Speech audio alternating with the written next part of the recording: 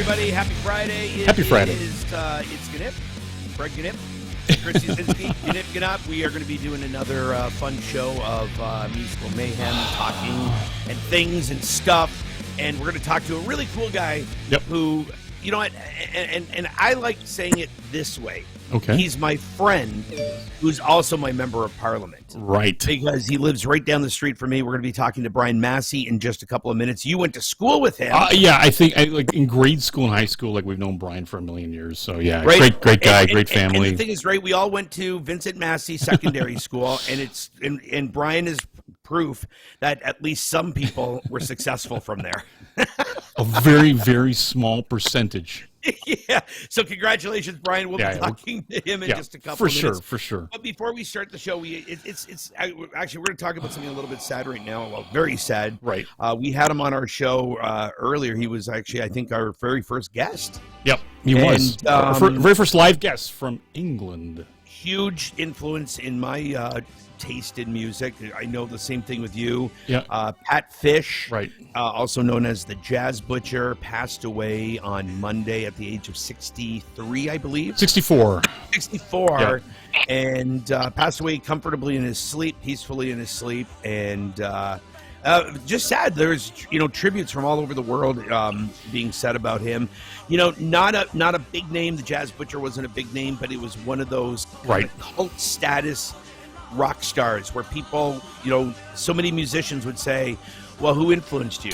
Well, the Jazz Butcher, and so sad news. It was sad. Like when I read about it on Facebook, I actually felt like I had a bit of a gut punch. Yeah, for sure. I know you called me right after that, and I was like, huh? I mean, we were just talking to Pat not that long ago. Pat's working on a new album. I reached out to David J. Haskins from Bauhaus and Love and Rockets, who was also in the Jazz Butcher, one of the early editions of the ensemble of the Jazz Butcher Conspiracy. And he said, he goes, wow. He goes, just unbelievable. What a loss. And so we'll have David J. on sometime in the winter, talking about a new project that he's out, of course, Bauhaus and some other things, but we also want to talk to him about his great friend, Pat Fish. So, yeah, so, rest in peace, Fishy. Rest in peace. Yeah, I said, he was actually Patrick Huntrod was his real name, but he went by Pat Fish. So, to Mr. Fish and the Jazz Butcher, thank you so much for all the great memories. I had a chance to see him 3 or 4 times in concert, and here's what I pulled out of the closet today. Nice, Big Planet.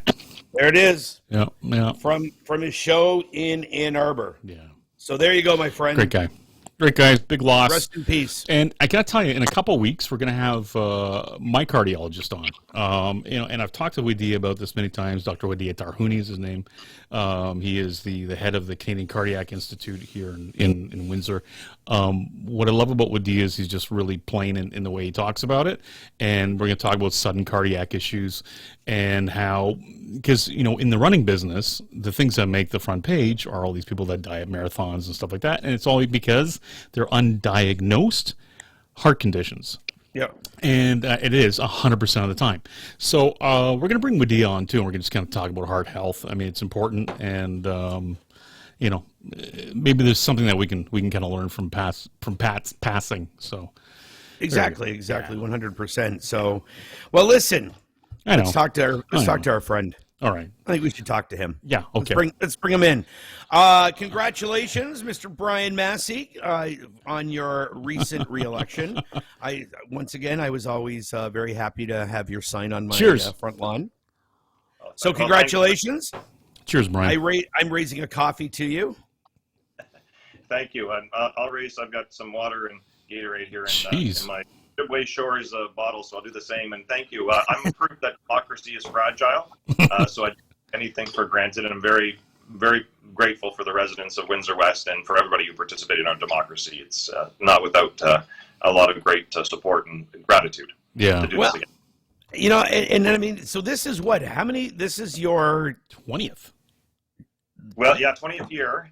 So it's 8 consecutive federal elections, and I had 2 municipal. So it's my 10th election in total. So that's since 1997. So I've had a number of, there's by-elections, there was minority parliaments, and we're headed back to minority now. So we're just waiting for the House to be reconvened. So I'm pretty excited about working on a few things already, but really want to get back to work. But it doesn't look like the Prime Minister is going to call us back till November. That's what it looks like right now, speculation. So 10 elections. Have you noticed a difference in styles in the election process where it seems like, to me, it seems like years ago, politicians, when they were running for an office, they talked about what they were going to do.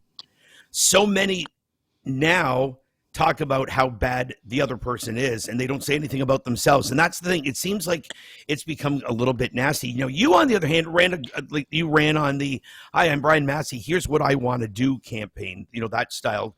I always think of you as still as like an old school politician, but there's so much negativity now. I mean, have you noticed that in your 10 different elections?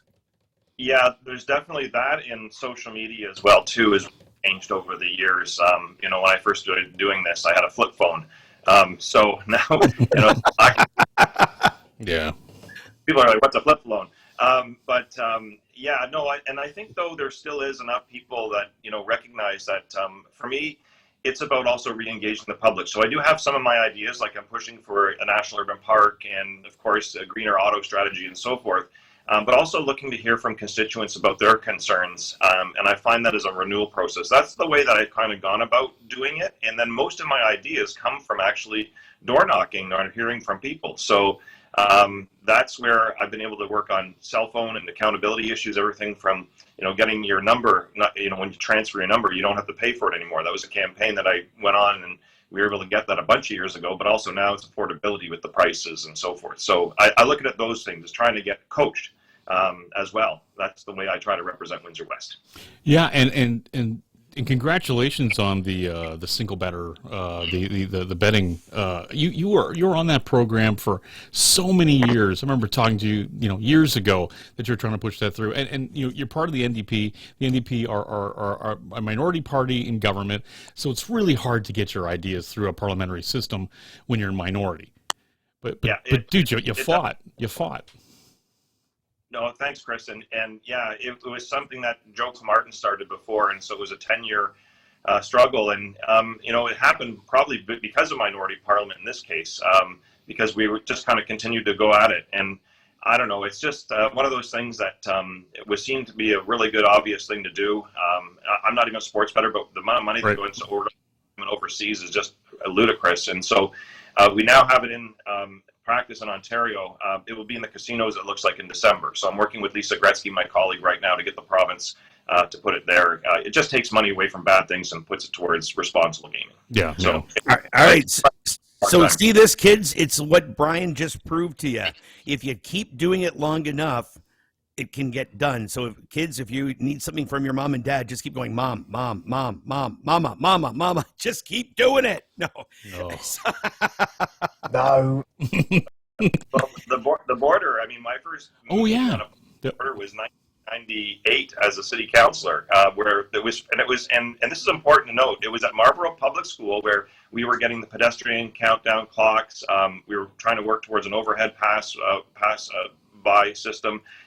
Also a community safety zone, but it was there where a resident said, well, why don't we just go and try to build a new border crossing? So, I mean, I've been working on that file for a long time, but that really, again, comes from the people of Windsor West. And that's what I really look forward to is that, being engaged with people, and we've got a few new ideas to go at. Yeah, I got to tell you, one of the reasons why I absolutely adore you is you started in politics based on a singular problem in your neighborhood. And most people don't know that origin. Can you tell a story about that? The bar that was trying to open up in your hood. Yeah, so I just had bought with my partner Terry and I a house on Elm Street near University. It was our first home, and we were barely just getting started in our life. Right. Long story short, the building behind us decided that they wanted to put a 1,100 capacity bar in place behind in an old warehouse, the bus barn, or what it was called. It was a former trolley site, and they would only have 3 seats. So basically it was a rave. And at that time you had a lot of American youth that were coming over. So you'd spill out in the neighborhood. And we decided that we would stay and fight instead of selling the house and leaving and not telling them. We just bought it. But we loved our new neighbors already, and they happened to find out about that. So long story short, we democratically organized the community, and I became the spokesperson.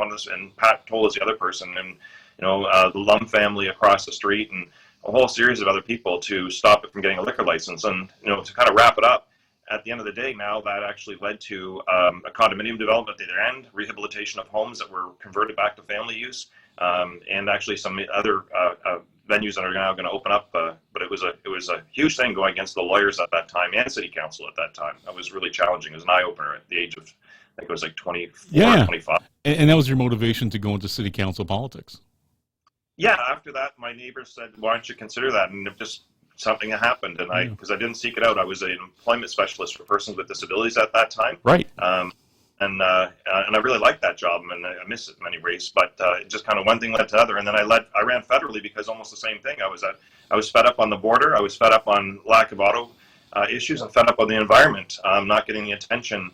So that's why I decided to run for the NDP in 2002 when there was just 13 seats, and Joe Colarton coerced me into doing it. Nice. Yeah, good for you, Brian. Good for you. It's been interesting. I'm like the things I've seen, the people I've met. But again, I just find the more I've traveled, the more how much I love this community, the city, and the people here. It's so special. I've never seen this. I know probably everybody thinks that way, but I've traveled enough to know that people here, because we're a peninsula, we're very unique. Well, and the thing is, you are truly one of the people that, when you say that you care about the community, it's the truth. Because I always tell people that I always knew who you were, but we had never really actually met until I had moved into your neighborhood.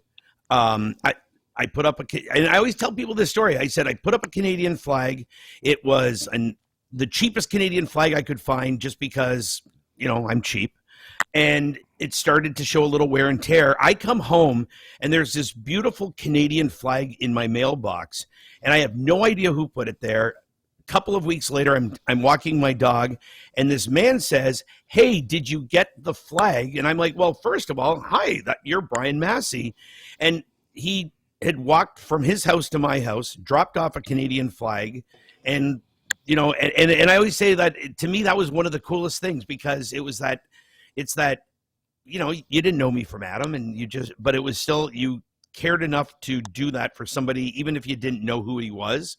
And then since then I realized that I was very lucky to have a friend in the neighborhood. No, it's been great. I was worried about you sicking your dogs on me. Yeah. Hey, I know, right? Brian's awesome. He always jokes. I've got the dog that eats his grass, the dog that just kind of looks at him, and then the dog that barks at him, and he deals with all of them. So we're lucky to have a good neighborhood. So what are you? So what are you working on right now? What's the big Brian Massey push right now? I keep working with, and now we just did a press conference yesterday with Lisa Gretzky on the National Urban Park. So the border between the Gordie Howe Bridge will open in a couple of years. It's on schedule. And so I'm trying to unite these properties, protect the Ojibwe shores, and unite those properties before the bridge opens up to have a national urban park. And I don't want this to be like a side agreement with what's been promised right now. Every national park in Canada has its own special legislation, so I'm dealing with that.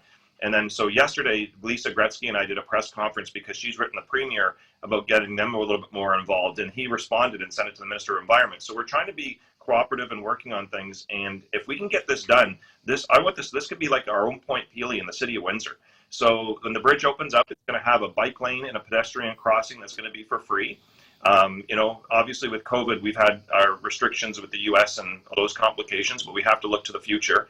And then if we have this national urban park, it would stretch from the waterfront all the way into South Windsor, and it would unite all those properties to bring a massive amount of investment, not only just for the environment, but also too for flood mitigation, and as well too, it'd be really good branding for tourism and so forth. So that's kind of the premier thing I'm working at the moment. The second one, little bit more mundane, but it is very important. Is right now we have a lot of workers that didn't get enough time to get employment insurance in the auto industry because of the chip shortage, and really trying to get the government to change the EI system right now, because a lot of people won't have a paycheck soon because they don't have enough hours to work. So I'm working on that stuff. It's a little bit less sexy, so to speak, but it's really important because people won't be able to afford their mortgages or the rent. Yeah. A really, really strange year, a couple of years, really, when you think about it. I mean, I think the minivan plan is up, 12 weeks this year, or maybe 13 weeks, year to date, which is unbelievable considering what a world-class operation that has been for decades, running at, 300,000+ units a year. I mean, it's just absolutely incredible that they're working like 11 or 12 weeks only because of the chip shortage. Absolutely, and that's what I've been on about as a national auto strategy well before even COVID, and we need to do something different on that. So I'll be working on that as well too. Because especially with the green technology, you look at Detroit, and they're up to over $10 billion in investments in the automotive sector, and we're not getting anywhere near that over here. So pissed off about that, Brian. Everyone's getting a gigaplant except for us. Everyone's going. GM just did 3, and Volkswagen just did 2, and what do we got? We got nothing. It's been over 20 years since we've had a greenfield operation. So we do have some infrastructure that's there, and we can do okay if we get back into it, but we have to get back into it. That's why I want a national strategy that sets goals and objectives, and we measure ourselves based on that. And the first thing is to get a battery plant, a full production battery plant for Canada here. Yep. We're also going to miss on the transferable technology, because that's going to move into other types of consumer products that we have and mechanizations that we would want to actually see some build. And the uniqueness of that thought is Canada has a lot of those base materials for the battery industry, and they're being mined right here in Canada. Absolutely. I mean, absolutely. so why are we doing gigaplants everywhere else? Absolutely. That also segues into our need to actually be respectful and to work with solving our Indigenous issues right now too. Often those materials are in those types of jurisdictions that have cross interests, and also it's just something that we need to do. So even though our challenges are high on this, our opportunity is special. And I'm excited. I really, really am excited about the possibilities. But I want to get back to work. Be quite frank, I want an election to begin with, because I just think we should be taking care of ourselves now. And I don't want to be too political about it, but at the same time, just eager to get back to start doing everything we possibly can. Just time. Yeah. So in the meantime, let's talk about what a shitty neighbor Greg is. Exactly. Well, he does pick up after his dog, so I give credit. So all right, he's gonna pooper scooper. Right. Wait a minute. What do you mean a shitty neighbor? Wait a sec. Dude, I don't know how you do it. You got 3 dogs, you got to pick up, and then you got a phone call, and when Greg and I first met, he used to drive a standard car, and he'd pick me up, and he'd go to McDonald's, and McDonald's used to actually sell pancakes. Oh, yeah. I would watch this guy eat a stack of pancakes while driving a standard car. It was unbelievable. It's like nothing I'd ever seen before. It's a certain skill set. I mean, what's next is or eating a taco or something like that. I guess. Right, but to be fair, now this is a guy that actually I have now become my dad. Though when I drive, hands on my wind like this, I never think of using a cell. Right, like it's funny how when I younger, like Chris said, I'll eat my pancakes while I'm driving down 75 at 80 miles an hour. Now it's like, you have to slow down to eat your pancakes now when you're driving. And make them, because McDonald's doesn't make those anymore. So here's I have a question for you. So when you're, I love to watch Canadian politics. I do. Politics fascinates me. Good God. And one of my favorite things about Canadian politics, because it has a little bit of the English flair at times, because there's a lot of the pomp and circumstance, and the people pounding on the tables and stuff like that. Do you ever just want to turn around to somebody in the parliament and just go, shut up, just shut up? Yeah, I'd be lying if I didn't say it didn't come across me at different times. I don't actually mind like heckling, or if it's like it's funny stuff, like or it's commentary about what you're speaking at, or it's not done in a mean way. I actually enjoy that repertoire or that exchange. But there's been times where it's just been visceral, people yelling and screaming to try to shut somebody down. And so at times I actually have intervened, and I've spoken to people afterwards about them, and it's gone pretty good actually for the most part. And people kind of adjust themselves because it does get carried away at times. So again, I don't mind if somebody heckles or has got a fun one on me. That's okay. That's not, and it actually can be very enlightening and part of a good part of the debate if it's done with respect. But at times we have had a parliament where it's just been yelling, and that's not helpful. So we do address those things. Some members do, some members don't. But I'm not quiet about telling them. I'll tell them right to their face. And most times it's gone pretty good. A couple times it's gone not so good, but later on the person came back and apologized to me.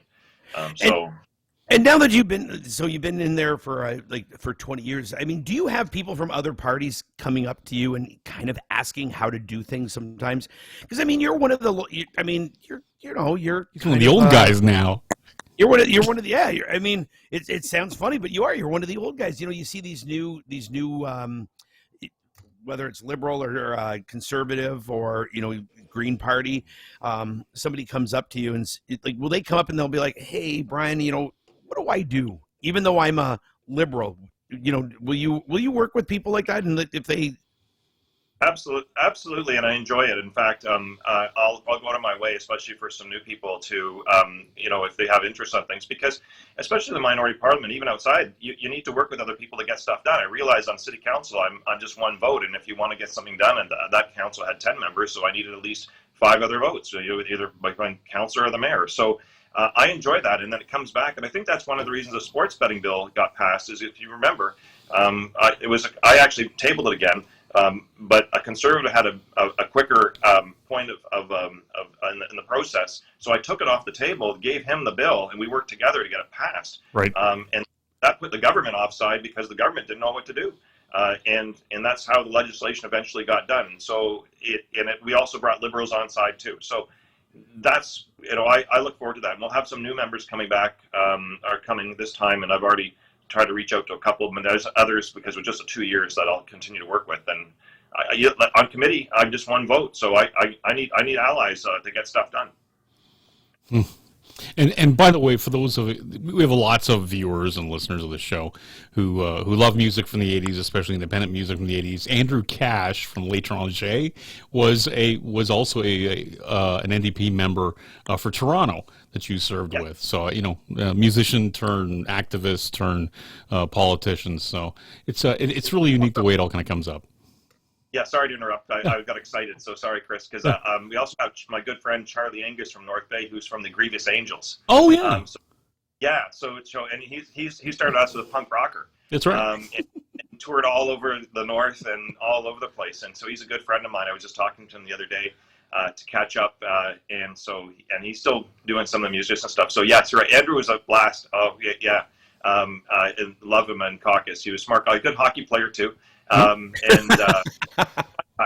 Yeah, fun guy. And he was serious. He did a lot of good, serious work too.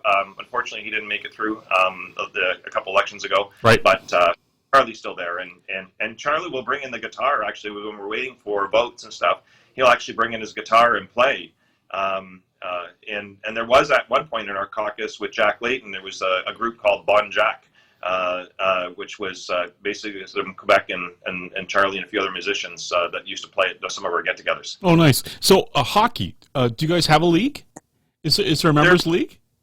There used to be, not this last one because of COVID, but there was teams that got together, and so we've had a small as NDP team at different times, and then there's been liberals and conservatives. So there's been some good hockey, and we played each other. And at one time we played the security people. And the NDP that I was on, we were terrible though.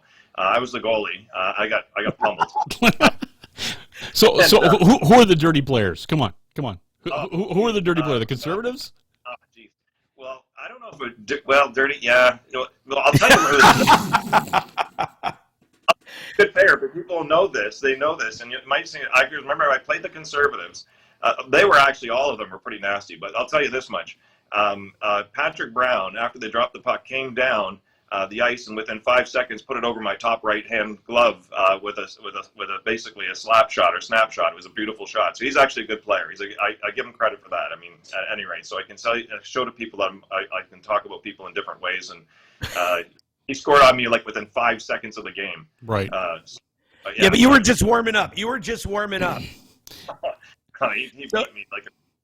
So I have to ask this question. I'm going to put you on the spot.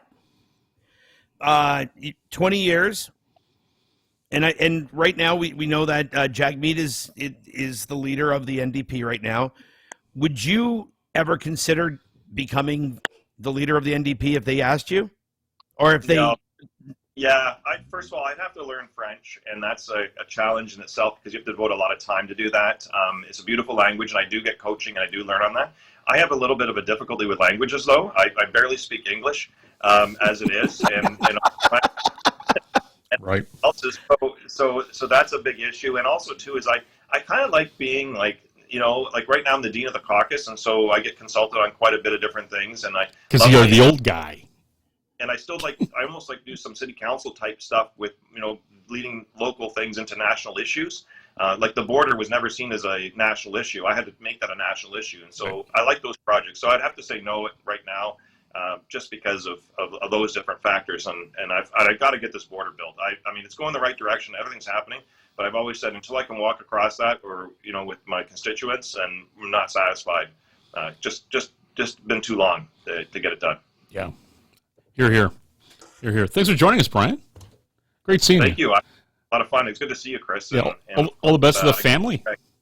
Yeah, likewise. I know that's the problem with COVID and everything. It's been a little bit difficult for everybody to get together, but it's also special when this happens. So thank you for having me. I really appreciate it. Yeah.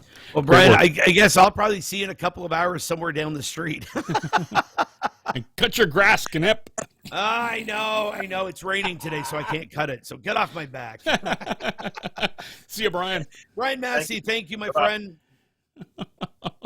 That's just too funny. Oh, he's a good man. He is. He's a very good man. Great guy. I wonder and you know what? And honestly, he is a great neighbor. Like it's funny. Like I look forward to seeing him outside, and his partner Terry, and his kids are amazing. Yeah. Like I'm very lucky to have him in my neighborhood. Not as my member of parliament, just as a guy I know. Yeah, for sure. Anyway, I think we should just end it off with a little bit of Pat Fish, if we can. I think it would be a beautiful idea. You know, I mean, this is from a show a Durant little while ago and he looked with at Pat. the guy in all sincerity and went, and may rest in peace, man. Hargreaves' father's 100%. Peace till next week. And I reached for my notebook. And this is the story of Melanie Hargreaves' father's Jaguar.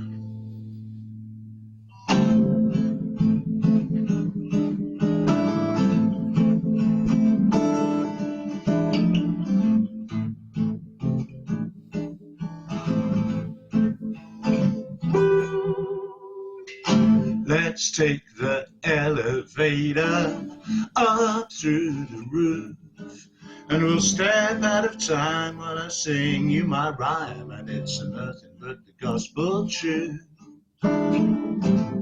It wasn't a real one, Lord, that would be mad. If you lived in a place like Thornby, Lancashire, like a Melanie Hargreaves' dad. It was a lovely shade of lilac. It was her father's pride and joy. She was the first girl that he ever kissed. He was a lucky, lucky boy. It was a proper car of destiny, and that destiny came down on Melanie Hargreaves' father's Jaguar. Whoa, whoa. Melanie Hargreaves' father's Jaguar.